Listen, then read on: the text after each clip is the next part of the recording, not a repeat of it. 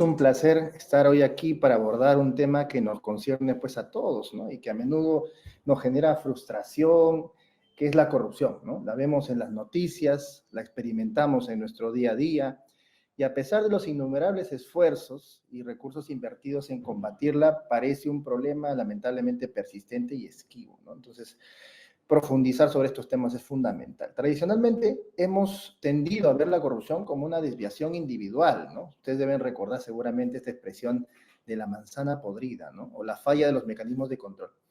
Pero si yo les pregunto, por ejemplo, que esta visión les parece suficiente, pues en realidad esta visión es insuficiente, ¿no? Hoy les voy a proponer un cambio de paradigma, entender la corrupción sistémica, esa que permea todos los niveles de la sociedad, como un problema fundamental de acción colectiva, ¿no? Esta perspectiva nos va a ayudar a comprender por qué la corrupción se normaliza en nuestro país. Es una gran pregunta que tenemos que responder los investigadores, ¿verdad? ¿Por qué se vuelve una opción racional para muchos? Y básicamente lo más importante, ¿cómo podemos superar a través de esfuerzos coordinados y la construcción de un elemento que es fundamental en toda sociedad, que es la confianza, ¿no? La pregunta central, por tanto, que va a guiar esta exposición es cómo enriquece la conceptualización, justamente desde este punto de vista de acción colectiva, nuestra comprensión de la corrupción y qué implicancias tiene para diseñar estrategias más efectivas. Muy bien, vamos a pasar a la agenda. ¿Qué tenemos en agenda el día de hoy? Vamos a hablar primero de los fundamentos teóricos, es decir, por qué la acción colectiva es justamente un lente, ¿no? Unos anteojos que son los más idóneos en este momento para estudiar este fenómeno. Un segundo punto que está vinculado sobre las dinámicas de la corrupción, cómo la corrupción se perpetúa pues, en un equilibrio social, o sea, por el hecho por el cual se mantiene. Vamos a ver también las barreras a la acción, o sea, qué es lo que nos impide actuar de manera conjunta. Vamos a hablar también de estrategias para el cambio, y aquí vamos a analizar algunas soluciones y casos de éxito que se han dado en diferentes ámbitos, en diferentes países. Y finalmente vamos a terminar con las conclusiones y recomendaciones, donde vamos a poner pues los puntos claves, ¿no? Los puntos sobre las IES, ¿no? Muy bien, vamos a empezar de lleno. Vamos a empezar con el primer punto, fundamentos teóricos de la corrupción como problema de acción colectiva. Estos son, hay que verlo desde esta perspectiva, son los lentes para entender cómo funciona la corrupción, ¿ya? Entonces, el primer tema que vamos a abordar es precisamente la teoría de la acción colectiva. Muy bien. Para entender la corrupción como un problema de acción colectiva, vamos a recurrir a dos expertos que han justamente desarrollado esta perspectiva, ¿no? Tenemos por un lado a Mancur Olson y por otro lado a Elinor Ostrom, ¿no? Ahí están sus fotografías para que los conozcan. Bueno, vamos a empezar con el primero. Mancur Olson tiene un postulado que desarrolló en su obra principal, que es La lógica de la acción colectiva, que nos habla del dilema del free rider, ¿no? Él nos advierte que los individuos racionales en grupos grandes no suelen contribuir voluntariamente a bienes públicos, ¿no? ¿Y esto por qué? ¿A qué se debe? Bueno, se debe al problema de lo que él denomina el free rider, ¿no? Que es más o menos en español lo traduciríamos como el polizonte, ¿no? El que se cuela, ¿no? Sin haber pagado su pasaje. O podríamos entender como el Pepe el Vivo, ¿no? Acá en Perú tal vez esta expresión es más cercana, ¿no? Piensen en esto, un entorno libre de corrupción en un bien público nos beneficia a todos. Pero ¿quién asume los costos de luchar contra la corrupción? ¿No? Los individuos, por ejemplo, pueden denunciar, pueden arriesgarse a represalias, pueden invertir tiempo y esfuerzo en campañas. Los beneficios, sin embargo, son difusos, ¿no? No tenemos beneficios claramente identificados, ¿verdad? Benefician a toda la colectividad. Entonces, si puedo disfrutar de un ambiente más íntegro sin pagar, sin contribuir, obviamente voy a hacerlo, ¿no? Eso es lo que plantea justamente Mancur Olson, ¿no? El problema del free rider, que podemos adaptarlo justamente al contexto de la corrupción, ¿no? Esta lógica nos lleva a una subprovisión de integridad. Claro, la mayoría de las personas pasa lo que encontramos en las encuestas, ¿no? Deciden apatía, indiferencia frente al fenómeno, ¿no? No actúo, si bien no me afecta, no actúo directamente, ¿no? Bien, esa es la primera parte, ¿no? La segunda parte es el enfoque que nos plantea Elinor Ostrom, ¿no? Elinor Ostrom básicamente va a desarrollar otra perspectiva, ¿no? Quizás una perspectiva más positiva a diferencia de Mancur Olson, ¿no? Nos va a dar una luz de esperanza, ¿no? Ella estudió cómo las comunidades logran autoorganizarse para gestionar recursos compartidos, ¿no? Evitando, por ejemplo, lo que ella denomina como la tragedia de los comunes. Un sistema de gobernanza libre de corrupción puede verse como un bien común que necesita ser protegido de la sobreexplotación que serían los esquemas de corrupción que van apareciendo. Entonces, por tanto, la corrupción ocurre cuando fallan esos mecanismos de cooperación. Esa es básicamente la gran propuesta de Ostrom, ¿no? Cuando fallan esos mecanismos de cooperación necesarios para proteger la integridad como bien común, emerge pues los esquemas de corrupción sistémica, ¿no? Entonces, Ostrom identificó principios de diseño institucional que facilitan la cooperación, como la confianza como elemento central. Sus principios pues sugieren que la lucha contra la corrupción no solo viene desde arriba, desde la toma de decisiones de la administración pública, sino que puede surgir principalmente de esfuerzos colaborativos que vienen de abajo, ¿no? De la sociedad civil, con grupos de ciudadanos estableciendo reglas de integridad, que es lo que tenemos que lograr, ¿no? Transformar justamente todo nuestro modelo hacia contextos que permitan la democratización, ¿no? Generar bienestar general para la población. Entonces, la clave es que Olson nos diagnostica el problema a gran escala y Ostrom nos ofrece una prescripción sobre cómo construir cooperación en contextos más delimitados, donde la interacción repetida y la comunicación pueden mitigar el fenómeno del freerider, ¿no? Del people, en pocas palabras, ¿no? Esto sugiere entonces una estrategia viable, fomentar lo que ella denominó islas de integridad o comunidades de práctica, ¿no? El concepto de comunidades de práctica es muy interesante y es muy importante, ¿no? Para justamente la lucha contra la corrupción.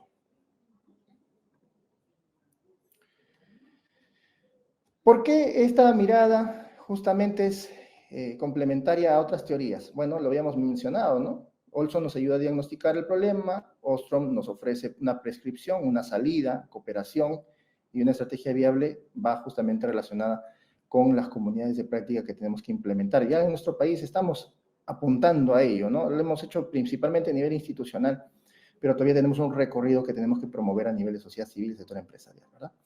Bien, ¿cuáles son las limitaciones? ¿Cuál sería el aspecto insuficiente de este modelo principal agente? Bueno, durante décadas el modelo principal agente, que es el más tradicional, que es el que ha básicamente fundamentado la mayor de las acciones institucionales a nivel mundial, básicamente establecía que la corrupción pues es un problema de delegación, ¿no? Donde tenemos un principal, que es la ciudadanía, el Estado, que delega la tarea de toma de decisiones a un agente, ¿no? Que es un funcionario público, que tiene intereses además divergentes e información asimétrica, ¿no? Eso lo sabemos, yo creo que bastante profundamente los que trabajamos en la administración pública, ¿no? Bueno, en este caso las soluciones típicas que se planteaban eran, por ejemplo, reducir la discrecionalidad, aumentar el monitoreo y endurecer las sanciones. Y si es útil para la corrupción, bueno, fue básicamente útil para medidas que estaban destinadas a controlar lo que es corrupción administrativa, ¿no? Corrupción administrativa. Pero aquí viene la limitación crucial, pues, ¿no? ¿Cuáles son los límites? Bueno, el contexto de corrupción sistémica ya sobrepasa esta teoría, ¿no? Donde una desviación aislada, pues ya no se trata de una desviación aislada, sino estamos ante una práctica generalizada, extendida, normalizada, ¿no? En esos contextos, la teoría del principal agente falla inevitablemente, ¿no? ¿Y por qué falla? Primero falla por la ausencia de los principios que deberían guiar la conducta de los principales, ¿no? ¿Quién supervisa al supervisor? Si el principal también está involucrado, o sea, si también en la sociedad tenemos esquemas extendidos de corrupción y normalización. O sea, ya no se trata simplemente de la gente que incumple su labor al momento del encargo que asume, sino en la sociedad, pues reconocemos también diferentes redes de corrupción, ¿no? Entonces, en ese sentido, falla pues el modelo del principal agente, ¿no? Un segundo aspecto por el cual también falla el modelo principal agente es porque no captura la interdependencia estratégica entre todos los actores, o sea, no se concentra en analizar cómo tender puentes, generar cooperación, generar esfuerzos colectivos, ¿no? La corrupción sistémica es un fenómeno reticular. Acá tienen la imagen ustedes, ¿no? En el sentido de que es una red bastante extendida, ¿no? Si todos esperan que los demás sean corruptos, pues la corrupción se convierte en un equilibrio, de acuerdo a lo que Nash diría, un equilibrio subóptimo, ¿no? Donde nadie tiene incentivos para ser honesto unilateralmente, porque sería costoso e ineficaz, ¿no? Ustedes recordarán en algunas publicaciones de la OCDE se menciona, ¿no? Que los servidores públicos pueden actuar de manera más ética siempre en cuando dentro de su organización también sus colegas hagan lo mismo, ¿no? Entonces, más o menos esto grafica lo que estoy mencionando, ¿no? Entonces se vuelve la estrategia racional individual perjudicial para todos, ¿no? Y esa es la falla fundamental precisamente de este modelo principal agente. Bien. Esto es lo que acabo de explicar. Vamos a pasar acá. Bien, vamos con el rol crucial de algunos elementos. Según la teoría de la acción colectiva, hay elementos cruciales que deberíamos enfatizar para lograr que justamente podamos emplazar acciones efectivas de lucha contra la corrupción, ¿no? Vamos a desarrollarlas una a una. En primer lugar, tenemos la confianza, ¿no? Después vamos a hablar sobre las normas sociales, las expectativas mutuas y la racionalidad limitada. En primer lugar, la confianza, ¿no? La confianza es un pilar. Hay una correlación inversa entre confianza y corrupción, ¿no? Cuando hay mayores niveles de corrupción, hay menores niveles de confianza, ¿no? No solamente confianza en instituciones, sino también confianza interpersonal, ¿no? Veamos los indicadores de nuestro país en este sentido, ¿no? Y vemos precisamente esa relación inversa, ¿no? Bajo nivel de confianza, alta percepción de corrupción, ¿verdad? Si no confío en que otros van a ser honestos, pues sencillamente no coopero, ¿no? No interactúo, no articulo, ¿no? Y más bien perpetúo el ciclo, ¿no? Una y otra vez. Porque la pregunta natural de las personas que se encuentran en estos contextos va a ser, ¿por qué ser el único honesto, ¿no? Si otros no lo están haciendo, ¿no? Y cuando revisamos justificaciones, en casos de investigaciones judiciales vemos eso, ¿no? Si yo no lo hago, otro lo va a hacer, ¿no? El típico caso de justificación de actuaciones contrarias a la ética, ¿no? Entonces, es un pilar fundamental, como decíamos.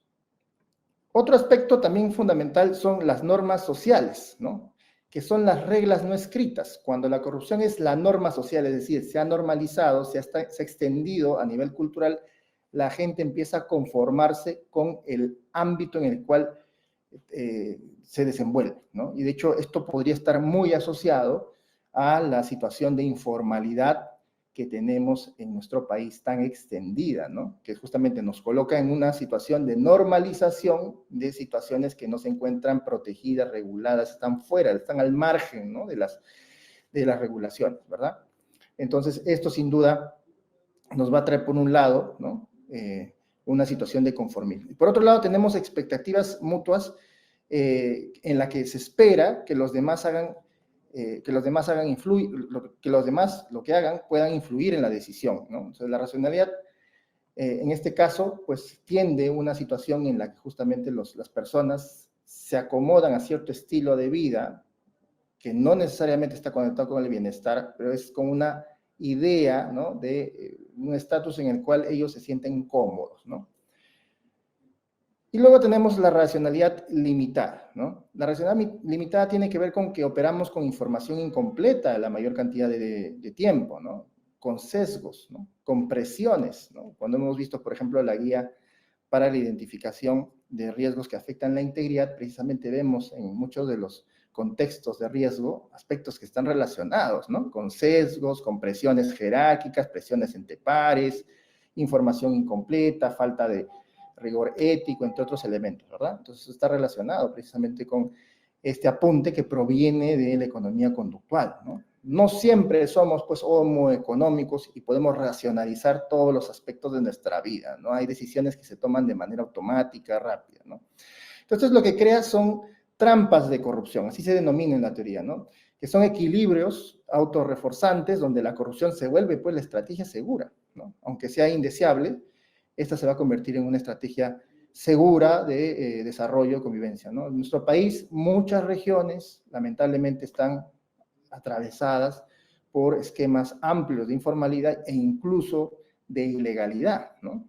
Y esto genera justamente un ámbito de cierta supervivencia que no se contradice justamente con el deseo de generar bienestar social, que tiene que ver con el ejercicio pleno de los derechos, ¿no?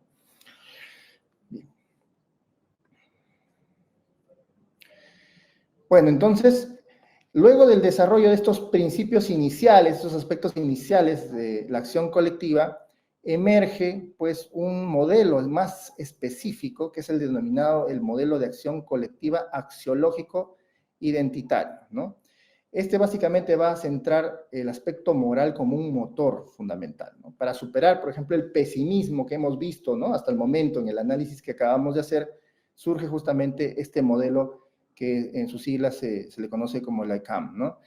Este modelo nos dice que la participación en la acción colectiva no solo se explica por la eficacia o la injusticia, sino también por valores personales, ideología y obligación moral, ¿no? Entonces acá empieza a regresar el tema hacia aspectos relacionados con la ética, ¿no? Con la reflexión, ¿no? Sobre qué es pertinente y no es pertinente para asegurar nuestra convivencia pacífica y el desarrollo que todos estamos buscando. Entonces, la creencia de que uno debe luchar contra la corrupción porque es lo correcto es lo que surge aquí, ¿no?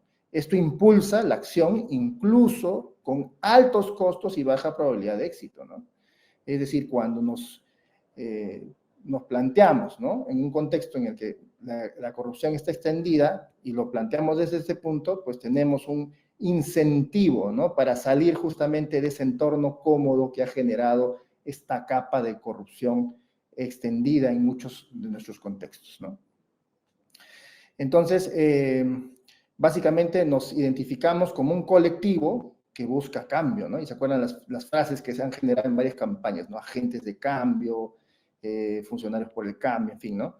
Empresarios por la integridad, en fin, varias organizaciones que justamente apuntan, ¿no? Hacia construir la idea de una ciudadanía honesta, ¿no? Se habla de forja de la ciudadanía, ¿no? La creación de ciudadanía, de ciudadanos y no solamente de individuos que pertenecen a una colectividad, ¿no? Entonces, la moralidad y la identidad van a ser motores muy poderosos que tenemos que trabajar con mayor énfasis en nuestro país. Bien, entonces, como podemos ver, aquí tienen los puntos centrales, la moralidad como motor, un marco ideológico que básicamente va a centrar a que empecemos a valorar principios fundamentales como la transparencia y la rendición de cuentas, que es lo que va a promover justamente un movimiento de acción colectiva, nutrido precisamente con información simétrica y que motiva la acción, y una identidad colectiva que se ha construido en base justamente a esta idea de ciudadanía honesta, ciudadanía íntegra, ¿no? En el desarrollo justamente de tomar las riendas sobre este fenómeno y gestionarlo debidamente, ¿no?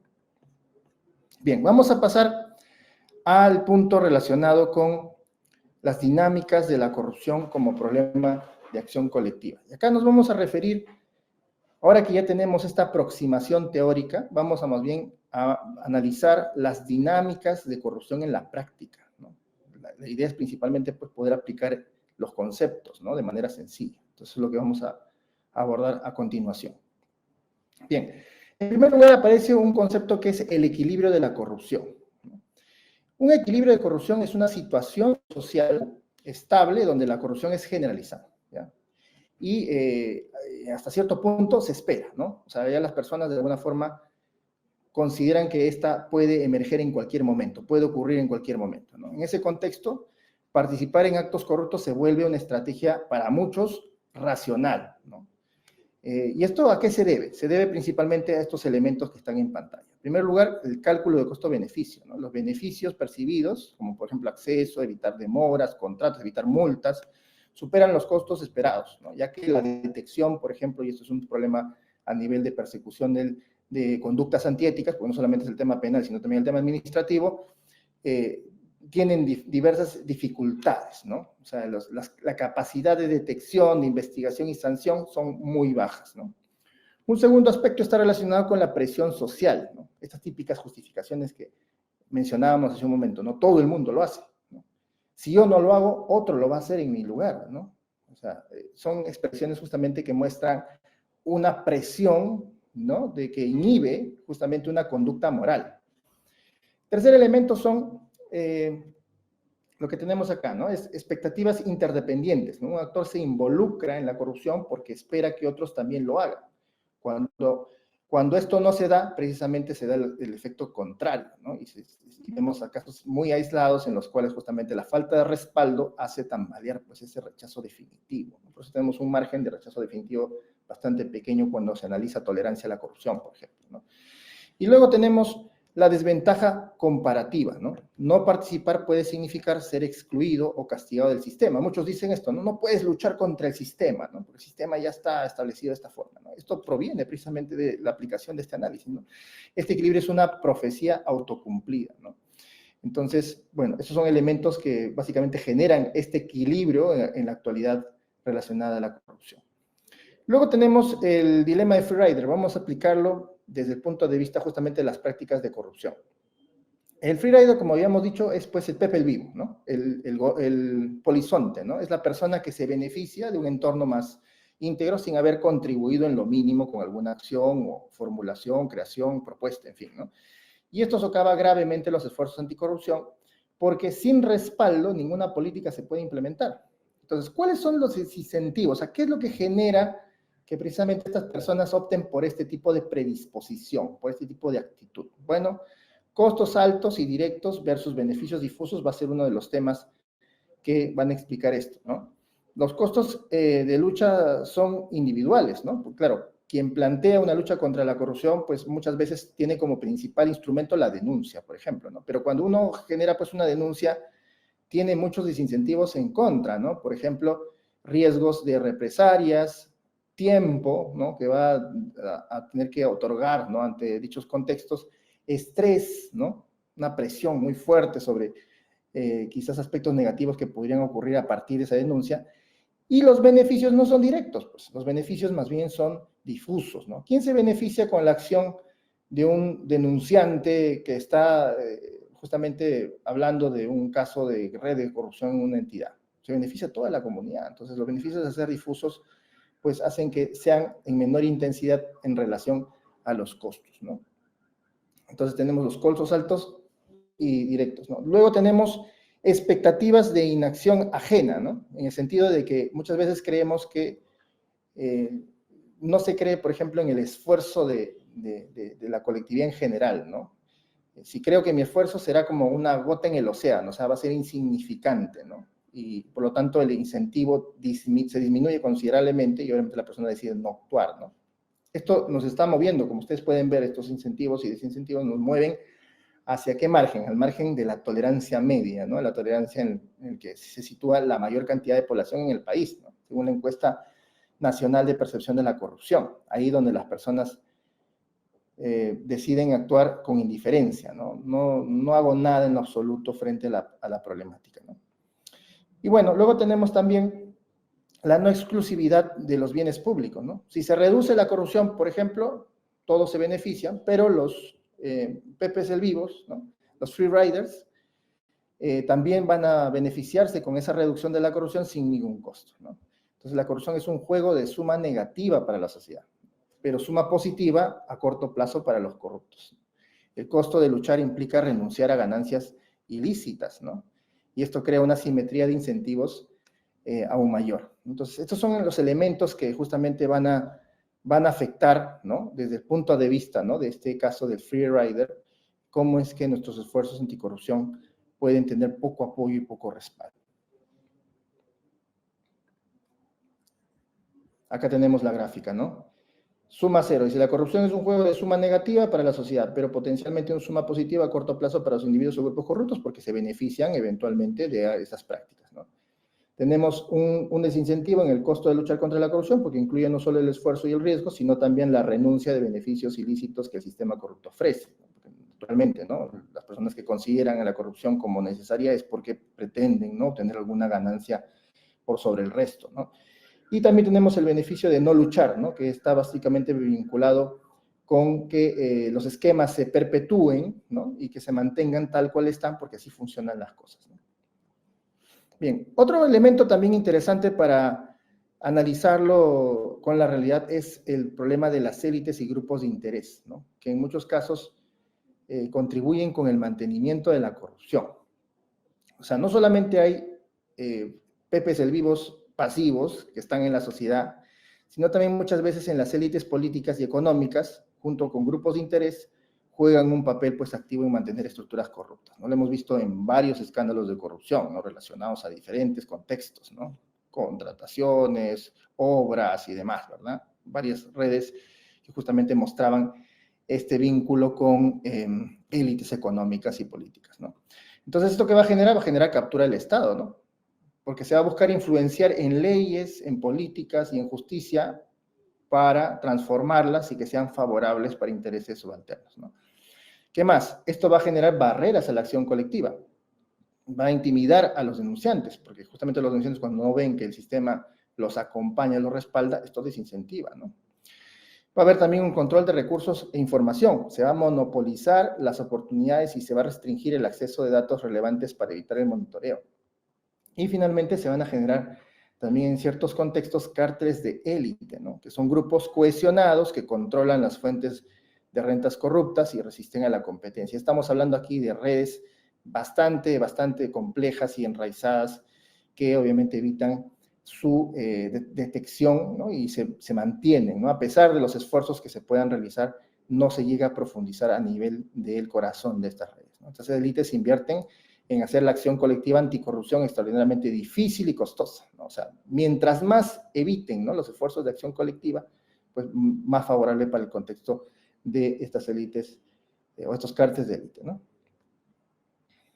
Bien, otro aspecto también importante que podríamos reflexionar a partir de la teoría hacia la práctica es los diferentes tipos de corrupción, ¿no? Ya no solamente hablamos de estos tipos de corrupción de petit corruption y grand corruption, que eran pequeña corrupción y gran corrupción, sino podemos distinguir desde el punto de vista, ¿no?, desde esta perspectiva, corrupción por necesidad y corrupción por codicia, ¿no? Y la forma como interpretamos estos dos tipos de corrupción también va a significar diferentes retos, ¿no? Por ejemplo, la corrupción por necesidad se refiere pues a sobornos para acceder a servicios básicos, ¿no? Lo que básicamente afecta a poblaciones vulnerables, ¿no? Piensen en una persona que paga por un turno en un hospital, ¿no? Lo hemos visto en la época de la pandemia, ¿no?, en la época de la COVID, ¿no? Y esto justamente genera pues que se victimice directamente a una población vulnerable, ¿no? Genera gran sentimiento de injusticia, ¿no?, y alta propensión a la movilización. Entonces, este es un tipo de corrupción que se aprovecha, ¿no?, de la necesidad y la vulneración de muchos actores. Por otro lado tenemos la corrupción por codicia, ¿no?, que implica ofrecer y aceptar sobornos para obtener ventajas ilícitas o trato preferencial. Por ejemplo, se podrían dar como grandes contratos públicos amañados, ¿no? O sea, corrupción en licitaciones de obras, en fin, ¿no? Esto se basa principalmente en experiencias de colusión, ¿no?, que en muchos casos, pues sabemos, es secreta, subrepticia, sus efectos son difusos y quienes se benefician tienen un fuerte incentivo para ocultarla, ¿no?, para evitar obviamente la acción de la justicia, ¿no? Lo que obviamente evita que la población pueda movilizarse, porque son temas que se suelen esconder, ¿no?, porque ya están vinculados justamente con la gran captura de recursos públicos en diferentes contextos, ¿no? Entonces, la estrategia debe adaptarse al tipo de corrupción predominantemente, porque si no, lo contrario, no vamos a poder responder adecuadamente a estas dificultades.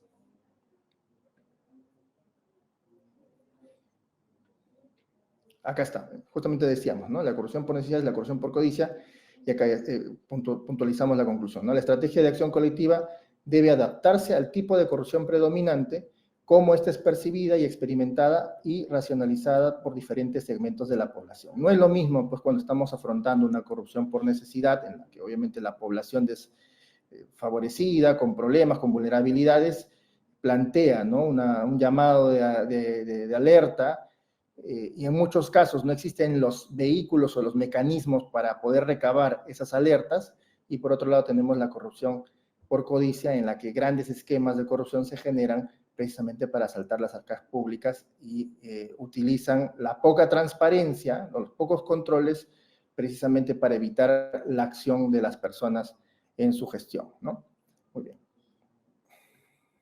Vamos al tercer punto. Ya vamos a abordar ahora las barreras a la acción colectiva, ¿no? Es decir, pero en este caso la acción colectiva ya para la anticorrupción, ¿no? ¿De qué forma vamos a potenciar la lucha contra la corrupción desde una perspectiva de acción colectiva?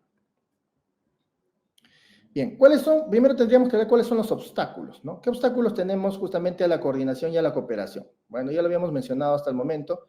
Tenemos, por ejemplo, la falta de confianza mutua, ¿no? Si no se confía, naturalmente no va a haber cooperación, ¿no?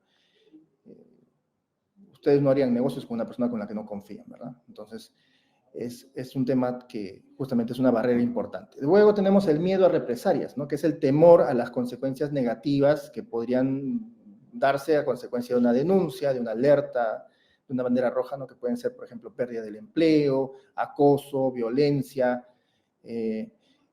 atentados, ¿no? Incluso contra la vida, ¿no? Luego tenemos información asimétrica, ¿no? Que tiene que ver justamente con las diferencias de acceso, ¿no? A la información. El Estado, la administración pública tiene tanta información que a veces no sabe qué hacer con ella, y por otro lado la sociedad civil no tiene información y por lo tanto no tiene posibilidades de participación y de apoyo o de contribución, ¿no? Con el buen desempeño de la función pública. Luego tenemos costos de organización. La acción colectiva requiere pues mucha inversión, ¿no? No solamente de recursos, sino también de tiempo, esfuerzo, ¿no? Para que podamos gestionar estos esfuerzos de acción colectiva, no solamente es reunir a las personas, hay que capacitarlas, hay que darles apoyo, asistencia, hay que brindarles, ¿no? Un acompañamiento para que se generen capacidades como, por ejemplo, la de agenciamiento, ¿no? Y luego tenemos otro obstáculo que es la fragmentación social, ¿no? Que son divisiones y falta de liderazgo que básicamente impide pues la formación de coaliciones, esto en ciencia política como coaliciones promotoras, ¿no? Coaliciones que justamente se reúnen en base de un objetivo común, ¿no? Y claro, cuando adolecemos de liderazgos, pues estas coaliciones no pueden emerger, ¿no? Se quedan básicamente en grupos más pequeños, y esto supone una barrera que básicamente pues si no se supera, va a reforzar el ciclo perverso pues de los esquemas de corrupción. Bien, otro aspecto que también podemos señalar de cara a esta acción colectiva anticorrupción es la ignorancia pluralista, ¿no? Y su impacto, ¿no? La ignorancia que básicamente está relacionada con el silencio, ¿no? Que va a normalizar justamente las acciones antiéticas, ¿no? Esto es un fenómeno muy, muy interesante, ¿no? La ignorancia pluralista ocurre cuando una mayoría de personas rechaza privadamente una norma, ¿no? Pero cree incorrectamente que la mayoría de los demás la aceptan, ¿no? Y por lo tanto se conforman públicamente con ella, ¿no? O sea, si bien hay un rechazo, y esto se lo ha visto también en encuestas, ¿no?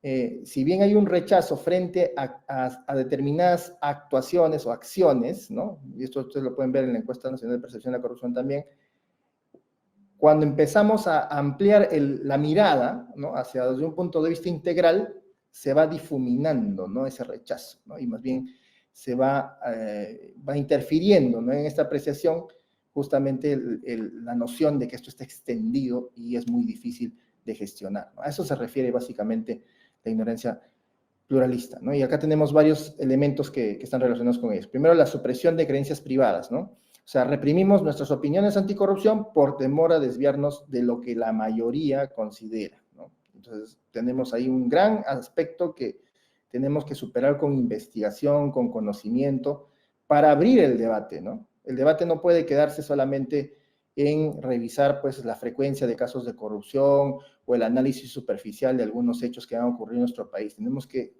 abrir justamente el debate para nuevas investigaciones y nuevos análisis, ¿no? Luego tenemos la falsa sensación de consenso, ¿no? Se crea una ilusión, podríamos decir, de que la corrupción pues, es más aceptada de lo que realmente es, ¿no? Y eso desmotiva justamente a las personas que están en contra de ella, ¿no? Luego tenemos la inhibición de la comunicación, ¿no? Que es el miedo de expresar una opinión minoritaria, ¿no? Dificulta precisamente descubrir que muchos otros piensan como nosotros, ¿no? Lo habíamos mencionado, ¿no? La encuesta, por ejemplo, de Proética, cuando se examina la parte de tolerancia, esta tolerancia media es un público de personas, un conjunto de personas que no va a cometer actos de corrupción, pero no va a tomar acción frente a ella, ¿no? Entonces, y esto en buena cuenta se da por este contexto, ¿no? La idea de que estamos muy fragmentados, muy alejados entre nosotros, y eso se genera por una deficiencia de comunicación. Y luego tenemos también la normalización de la inacción, ¿no? Si nadie alza la voz, si nadie alerta a estos hechos, pues la inacción se vuelve la norma, ¿no? Es un círculo vicioso, como podemos ver, ¿no? La corrupción genera condicionamientos, genera temores, genera opacidad, y esto fomenta la ignorancia pluralista, ¿no? En el sentido de que no nos sentimos parte de un grupo conjunto, unificado, articulado, que quiere plantear pues justamente la cara frente a la corrupción, ¿no? Por eso ahí la alusión a qué sería nuestro país si el 90% de la población tendría un rechazo definitivo contra la corrupción. Sería otro el contexto quizás en el que nos encontremos, no el 70% de tolerancia media y bueno, un público muy reducido de rechazo definitivo. Otro aspecto también que puede significar pues una barrera a la acción colectiva anticorrupción es la debilidad institucional e impunidad, ¿no? Que básicamente esto va a reforzar el equilibrio de corrupción en muchos contextos, ¿no? La debilidad institucional, como ustedes deben saber, pues es un impedimento masivo que tenemos y esto a consecuencia de malas decisiones que se han tomado, ¿no? Se manifiesta básicamente como la falta, pues, de independencia en diferentes niveles, ¿no? Judicial, la politización de nombramientos, la falta de recursos, o sea, recursos destinados a esta lucha, por ejemplo, ¿no?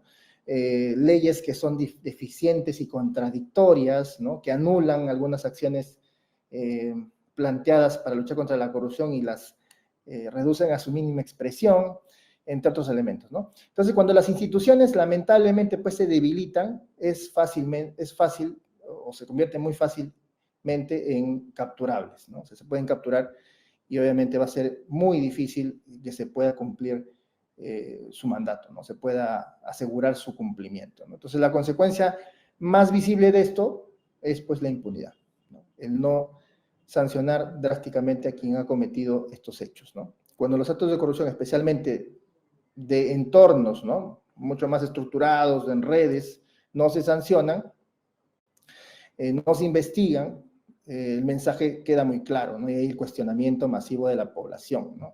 La corrupción, pues, es una actividad de bajo riesgo y alta recompensa, dirán muchas de las personas, ¿no? Pero lo están viendo, ¿no? Ven procesos que demoran demasiado tiempo, en muchos casos las decisiones tardan, y obviamente esto se asocia a que existe pocas capacidades precisamente para evitar esa impunidad, ¿no?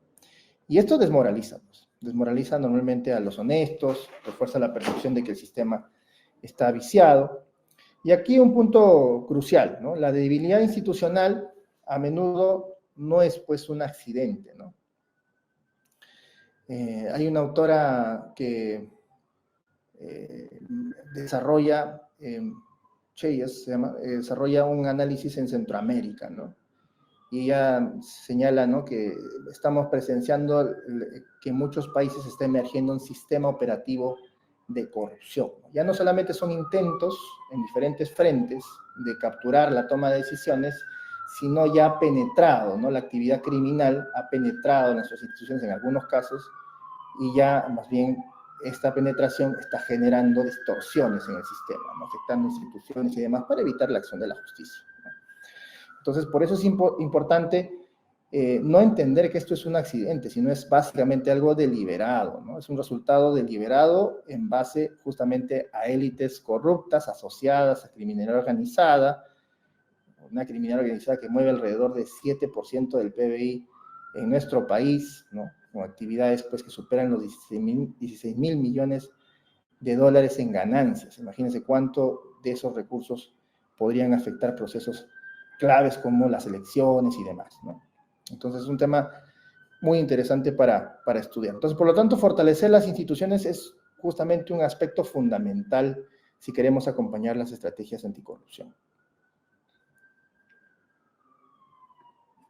Vamos al siguiente punto. ¿Qué estrategias podríamos adoptar para fomentar justamente la acción colectiva ahora que hemos reconocido esas barreras que podrían impedirla, ¿no? Bueno, entonces vamos a concentrarnos ahora en qué aspectos tendríamos que potenciar. Bueno, en primer lugar tenemos mecanismos para facilitar la cooperación, entre los cuales uno de los principales es la construcción de confianza para la acción colectiva, ¿no? Esto tiene que ver básicamente con cómo logramos, ¿no?, que la sociedad recupere la confianza en diferentes elementos que están seriamente afectados, ¿no? La democracia, la política, la función pública, ¿no? Los niveles de desconfianza son alarmantes, ¿no? Con relación a la democracia, 51% de personas solo cree que es un sistema necesario, ¿no? Imaginen, casi el 50% ya está en contra, ¿no?, del sistema democrático, ¿no? Si profundizamos a nivel de lo que es la lucha contra la corrupción, también vemos que hay mucha desazón y mucha desesperanza, ¿no? Muchas personas consideran que estos esquemas no van a cambiar en el corto plazo, ¿no?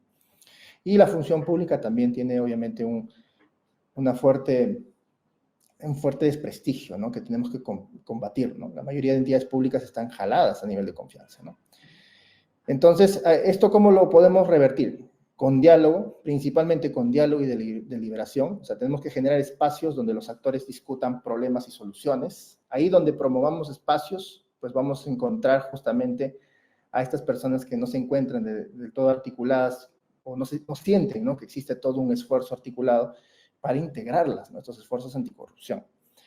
Luego tenemos experiencias de cooperación exitosa a pequeña escala, que también podemos reconocer, como por ejemplo comenzar iniciativas manejables, donde las participaciones pues vean beneficios y construyan justamente un historial de confianza, ¿no?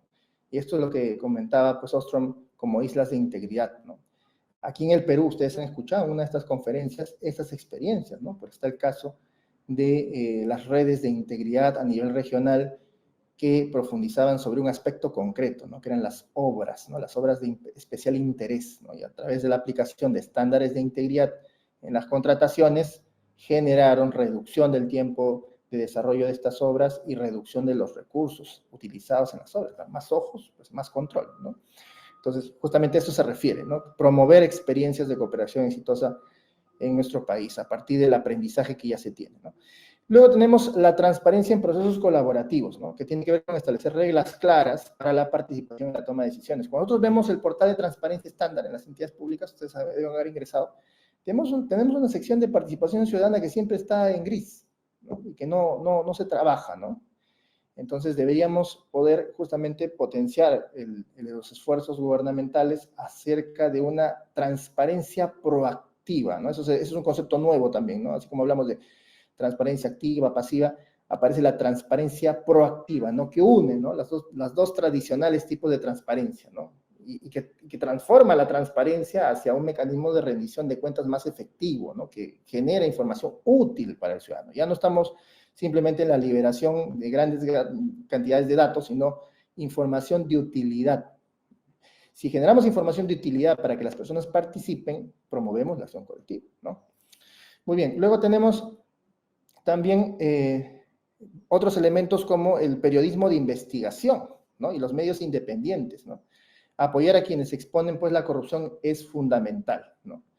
¿Por qué es fundamental apoyar los medios de comunicación? Porque justamente son ellos los que en muchos casos pues identifican, ¿no?, alertan sobre estas redes de corrupción que existen, ¿no? También otro aspecto importante va a estar relacionado con el desarrollo de capacidades, ¿no? El desarrollo de capacidades es muy importante, ¿no? Promover justamente capacidades en organizaciones sociales civiles es fundamental, ¿no? Cuando empezamos, por ejemplo, la experiencia de las redes de integridad en contrataciones en regiones, sin duda, pues una fuerte parte de asistencia estuvo relacionada con capacitación, desarrollo de capacidades para que las personas, ¿no?, sepan acerca del proceso de contratación, sepan cómo generar incidencia en política, cómo organizarse, cómo generar reportes, cómo presentar esos reportes ante entidades gubernamentales, cómo entablar comunicación con autoridades, ¿no? Son todos esos aspectos que es fundamental pues, que las personas puedan desarrollar, ¿no? Entonces, capacitar a las organizaciones sociales civiles es clave, ¿no?, en investigación, incidencia, litigio, estratégico inclusive, ¿no? Luego tenemos el entorno habilitante, ¿no? Esto tiene que ver con proteger la libertad de asociación, expresión y reunión de estas personas, ¿no? Tenemos que brindar justamente las garantías, ¿no?, de que los esfuerzos de acción colectiva se puedan generar, ¿no? Cualquier intento contrario a ello, pues supone una barrera que va a dificultar que estos conglomerados se generen, ¿no? Otro aspecto importante que también podríamos tener en cuenta es el potencial de la tecnología, ¿no?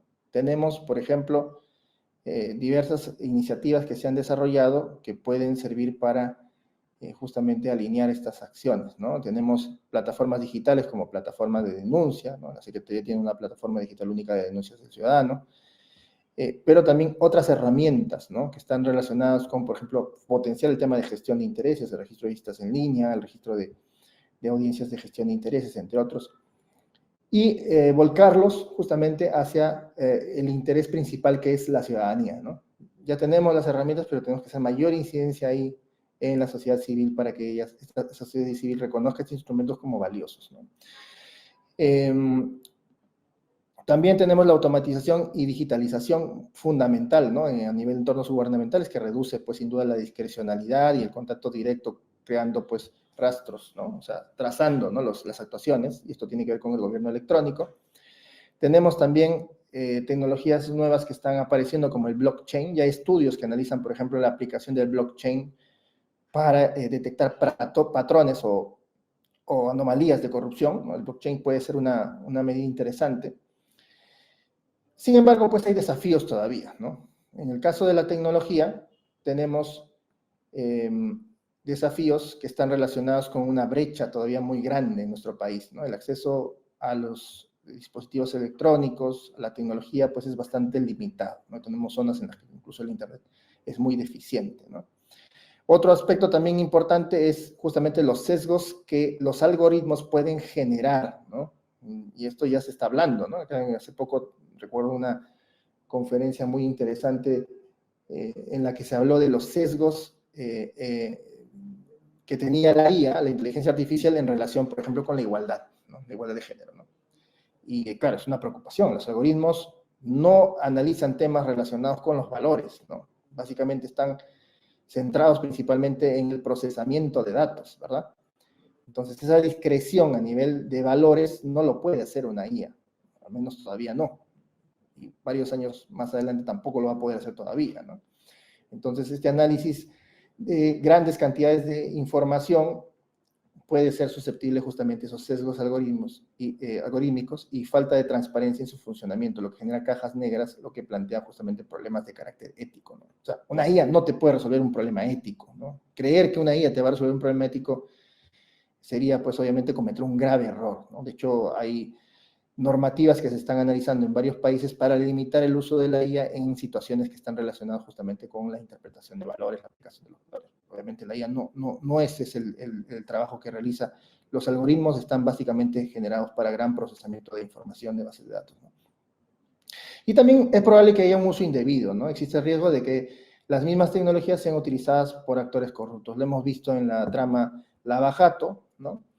Y en otras también que sucedieron, como por ejemplo el de el Club del Tarot. ¿Se acuerdan el Club del Tarot? ¿No? Ahí donde se vulneró, ¿no? Un sistema de contrataciones para justamente tener acceso a información privilegiada, ¿no? Entonces, claro, la tecnología también puede ser usada en contra de los esfuerzos de lucha contra la corrupción. Bien. Luego podemos hablar de la multiplicidad institucional, y esto es una estrategia, ¿no? La multiplicidad institucional se refiere a la existencia de varias instituciones que desempeñan funciones de rendición de cuentas y control de la corrupción dentro de un sistema de gobernanza, ¿no?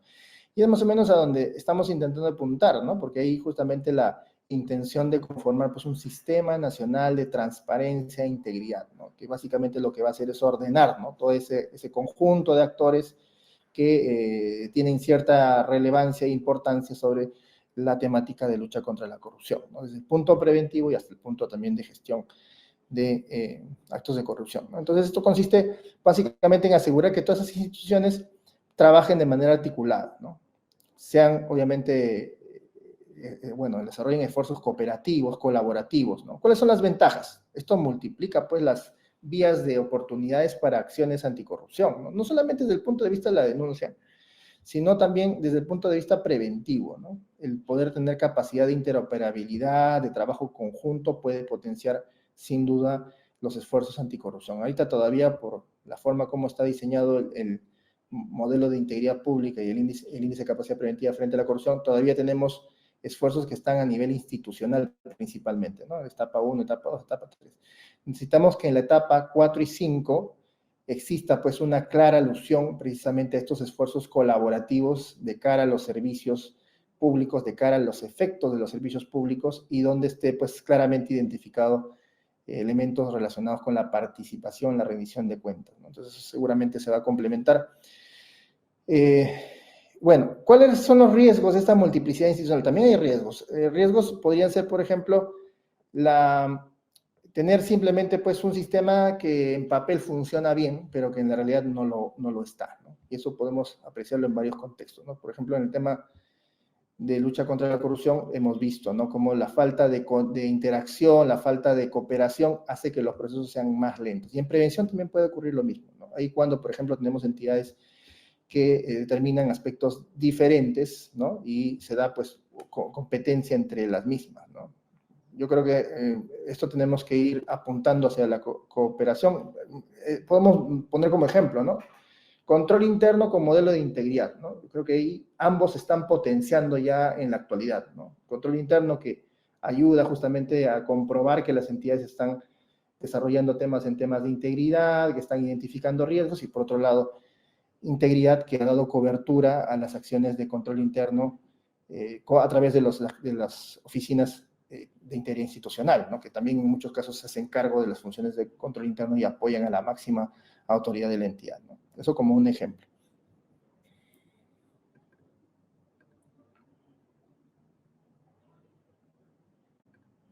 Bien. Acá tenemos algunos factores de éxito de esta multiplicidad institucional, ¿no? Por ejemplo, esto va a generar independencia real, ¿no? Protección contra interferencias políticas y presiones individuales. Ahí cuando tenemos organizadas a todas las entidades que están relacionadas a la lucha contra la corrupción, pues se protegen de estas influencias políticas y medidas que puedan suceder, ¿no? Se genera mayor capacidad técnica, porque vamos a tener un conjunto de profesionales que se especializan sobre estas temáticas. Tenemos voluntad política diferenciada, ¿no? Al menos algunas instituciones con liderazgo íntegro y comprometidas van a aportar en este sentido, y una coordinación efectiva, que habíamos dicho, ¿no? Mecanismos de colaboración entre instituciones para evitar justamente la fragmentación. Bueno, vamos a destacar algunas iniciativas exitosas, ¿no? Porque claro, esto de nada nos va a ser útil si es que no identificamos, ¿no? Dónde se aplicó y de qué forma, ¿no? Bueno, sin duda, uno de los principales ejemplos es la operación Lava Jato en Brasil, ¿no? Que expuso redes masivas de corrupción y llevó a la judicialización de figuras importantes a nivel político y empresariales de alto nivel, ¿no? Apoyada inicialmente por un poder judicial percibido como más eficiente, fiscales independientes y con fuerte respaldo mediático y social, ¿no? Este es un ejemplo en el mundo de acción colectiva, un proceso además que tomó mucho tiempo.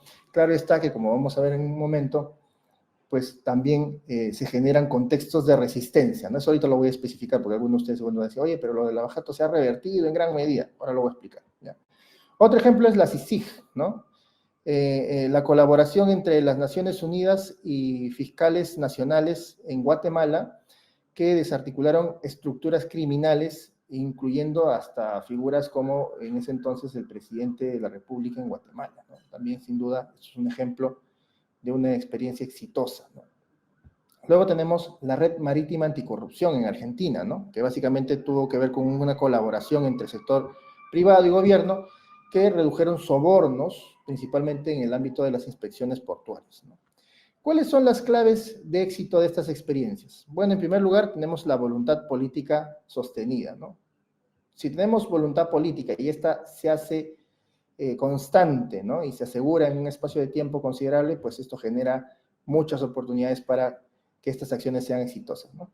Entonces eso implica un compromiso genuino y continuo de parte de los líderes políticos, ¿no? Otro aspecto que es un determinante del éxito es la confianza y colaboración multiactor, ¿no? Es decir, la capacidad de construir confianza, fomentar la colaboración entre los diferentes sectores, gobierno, sector privado, sociedad civil. No hay otra forma, ¿no? Cuando estudiamos, por ejemplo, políticas sociales, ¿no? Cuando hablamos de bienestar, los actores en la gestión de ese bienestar no solamente son los actores públicos, eso es una ilusión, tienen que estar acompañados del sector privado y sociedad civil. Apoyo ciudadano y mediático es fundamental, la ciudadanía tiene que volcarse justamente hacia estos esfuerzos, respaldarlos, acompañarlos y apoyar, y también desarrollar los propios, ¿no? A través de veedurías y demás. Y finalmente tenemos independencia y capacidad institucional, ¿no? Que es la autonomía real, personas capacitadas, recursos asegurados en agencias anticorrupción o órganos que están pues debidamente protegidos, órganos técnicos especializados que tienen justamente independencia para desarrollar esas funciones, ¿no? Bueno, a esto es lo que me refería con que, claro, a veces estos ejemplos pueden tener, ¿no? También, obviamente, respuestas por el lado de los sectores corruptos, ¿no? Y esto es lo que se denomina como la paradoja de Ícaro, ¿no?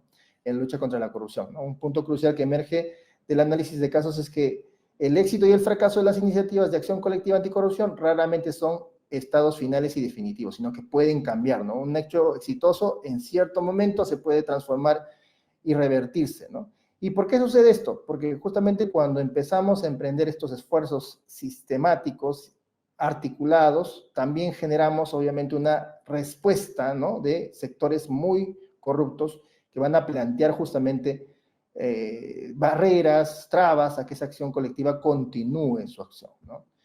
Entonces subraya que la acción colectiva contra la corrupción no es pues un evento aislado, tiene que mantenerse y tiene que tener mucho apoyo. De lo contrario, obviamente puede revertirse en contra pues de los intereses de la población.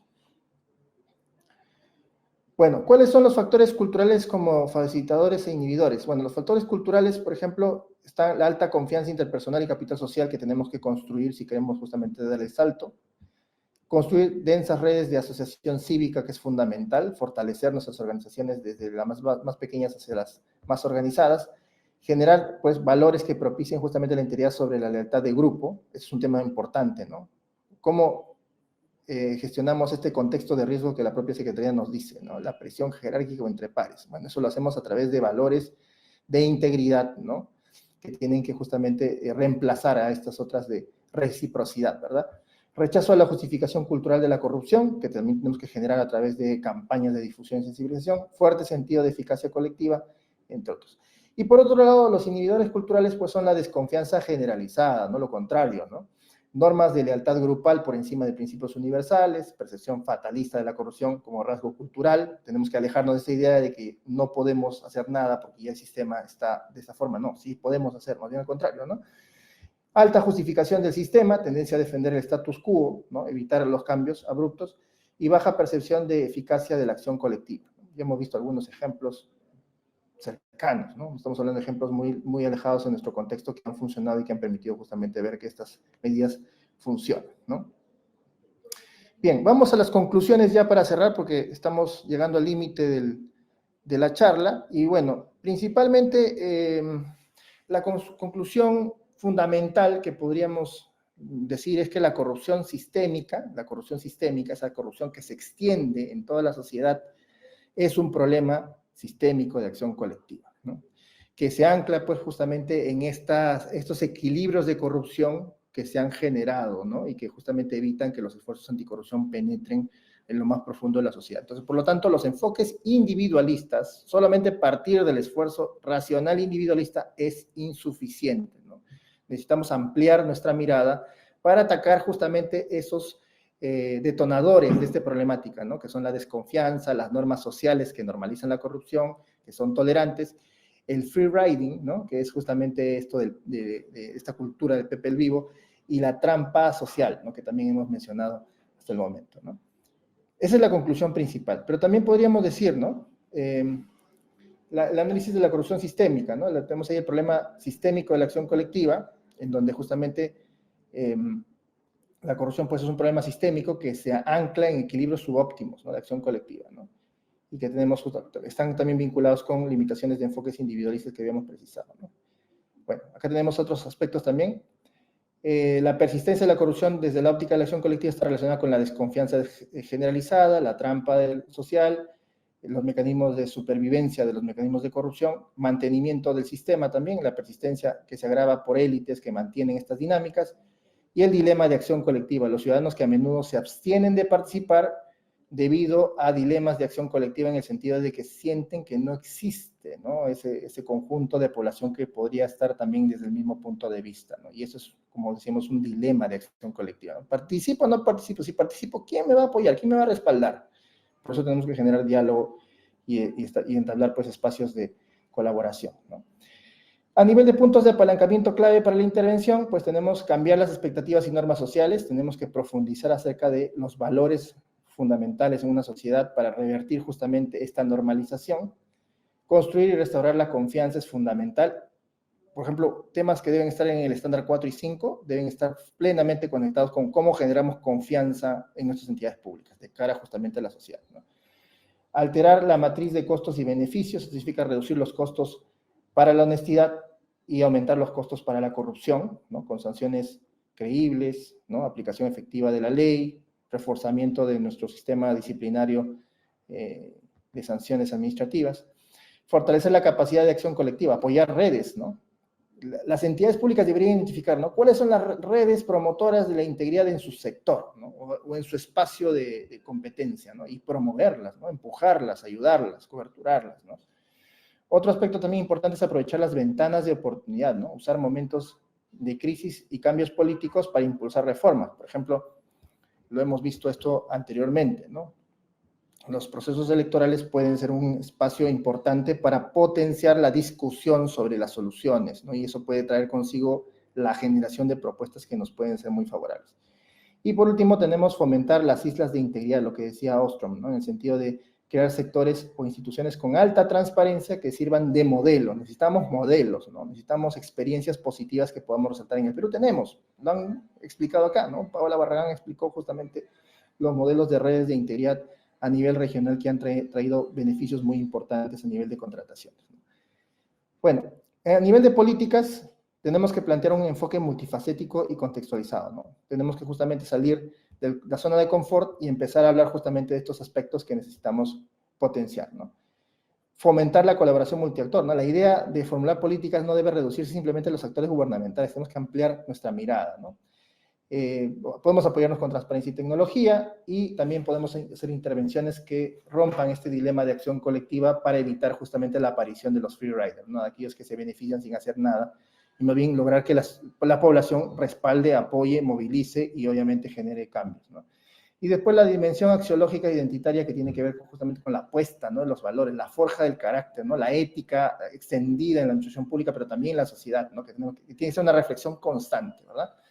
Resiliencia y sostenibilidad en el sentido de que tenemos que levantarnos de los problemas, tenemos que salir adelante, tenemos que tener capacidad de restablecernos, pero también tenemos que asegurar que los procesos se mantengan, ¿no? Si se abandonan en el corto tiempo, esto es contraproducente. Y por último, tenemos que proteger pues, a nuestros agentes de cambio, ¿no? Implementar mecanismos de apoyo, protección.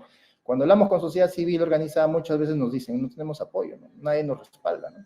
Y es lo que buscan en primer lugar es reconocimiento, que ese reconocimiento además se transforme en apoyos, ¿no? Brindar información, permitir conocer, ¿no? Cómo se está dirigiendo la cosa pública para trabajar de manera articulada.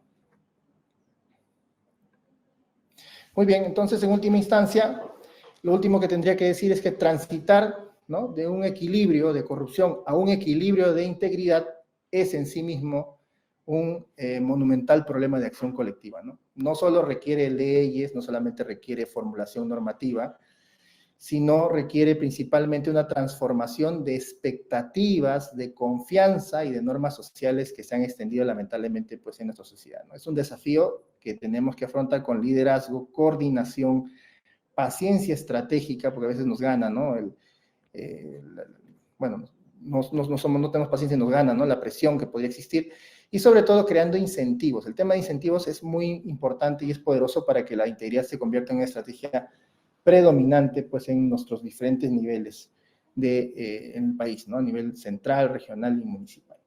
Bien, con esto culmino y estoy atento a las preguntas que ustedes eventualmente puedan formular.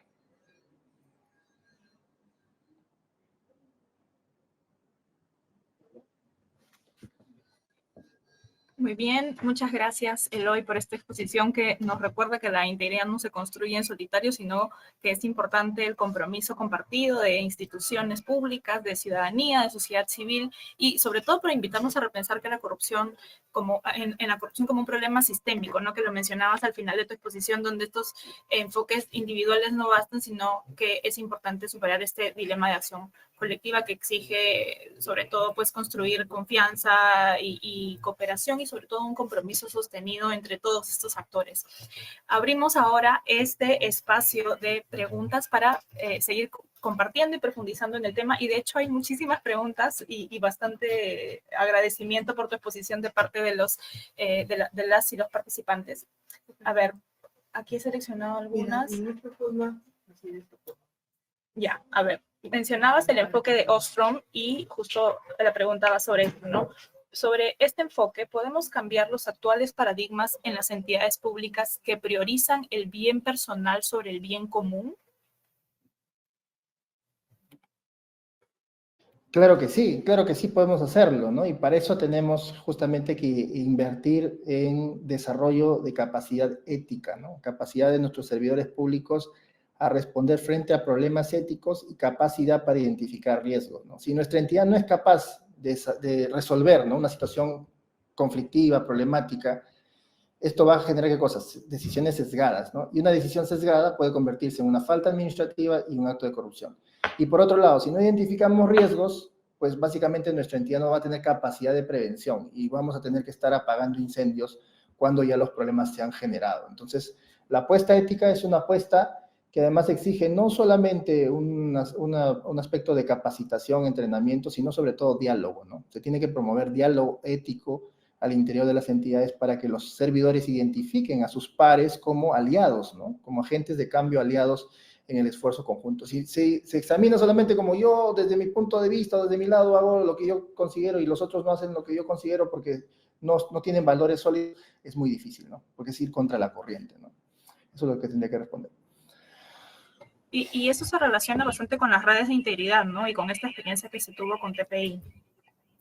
Así es, las redes de integridad, también a nivel de la normativa en materia de integridad, las redes que se generan entre sector, adscritos, ¿no? Las redes que se generan entre gobierno regional y unidades ejecutoras, ¿no? Y que amplía sin duda pues a la sociedad civil, sector privado, ¿no? Ahí mientras más articulación, cooperación, mayores elementos y herramientas que tenemos a la mano precisamente para quitar estas extensas redes que a veces están depositadas en algunos procesos claves, ¿no? Principalmente como habíamos visto, ¿no? Aquellos que se aprovechan de la necesidad de la población, ¿no? Y lamentablemente pues terminan depredando las acciones gubernamentales, generando pocos efectos positivos para la población.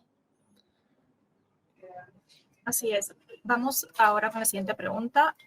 Y a la luz de lo abordado en la charla, ¿consideras que la sociedad peruana es consciente de que la norma social es la transgresión y la tolerancia hacia la corrupción y no necesariamente la búsqueda de altos estándares de integridad?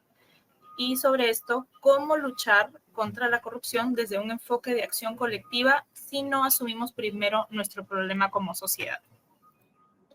Claro, ahí tendría que yo precisar una diferencia que es clave, ¿no? No es lo mismo tolerancia a la corrupción que percepción de la corrupción, ¿no? Lo que está extendido en nuestro país es una percepción negativa con relación a la lucha contra la corrupción. Eso sí, la mayoría de la gente lo tiene en la cabeza, ¿no?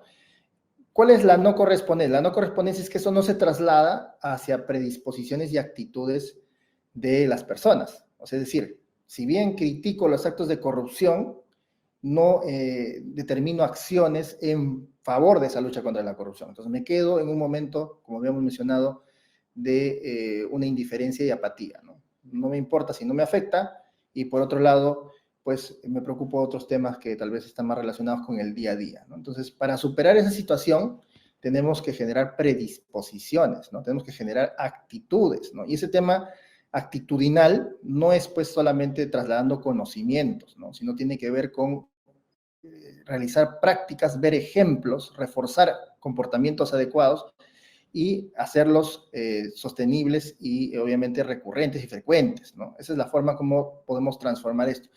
Claro, si no lo discutimos, si no abiertamente lo conversamos, pues es muy difícil ir en contra de eso, ¿no? No se trata simplemente de una campaña, ¿no? Esto se trata básicamente de un movimiento que debe ser compartido entre sociedad civil, sector público y sector privado, ¿no? Hace mucho tiempo existía la idea de renovar pues nuestras campañas anticorrupción, ¿no? Quizás ese es el momento de, en verdad, trabajar por una gran campaña que signifique justamente la posibilidad de identificar estos esfuerzos que en muchos casos están aislados y mostrarle a las personas, ¿no? Que a partir de esfuerzos colaborativos se puede generar resultados concretos, ¿no? En regiones se pudo hacer, ¿no? En algunas regiones, no en todas, y ha quedado como una importante semilla y ejemplo, y esto ha permitido que organizaciones de sociedad civil se fortalezcan, más allá de la denominación de una persona jurídica, porque en realidad lo que se han dado son conglomerados, ¿no? Han habido varias organizaciones que no han actuado a nivel de su propia organización, sino que han actuado como un conjunto, ¿no? Como un conglomerado de actores